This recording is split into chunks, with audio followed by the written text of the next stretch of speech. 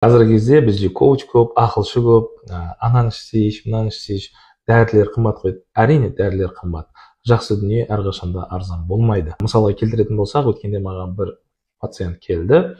Бір апта болды, пневмониядан емделе алмай жатырмын, бірақ осы дәрілердің барлығын қабылдадым деп. Қандай дәрі қабылдадың сен? Сол халықтың арасында популярный цефтраксонды қабылдадым. Қаншадан сатып алдың десем, 200 теңгеден дейді. 200 теңге қазіргі кезде бір пирожки сатып алудың өзі қиын ғой. Пирожкидің бағасымен дәрі сатып алу қиын. Сол себептен біріншіден ауырмаудың амалын жасаңыз. Егер ауырып қалып жатқан жағдайда болса, нақты дәрігердің тағайындауымен жақсы дәрілерді алып, денсаулығыңызды сақтап қалғаныңыз жөн. Ал енді интернеттегі жаңағы коучтер, тренерлер, БАДи сататын, тағы да басқа дүниелер сататын дәрілерді ішудің қажеті жоқ. Денсаулығыңыз үлкен оқыс әкеп, инвалид болып қалуыңыз мүмкін. Сол себептен біз жылтыраған дүниеге ақшаны құрта бермей, бірінші байлық денсаулықты ойлағанымыз жөн.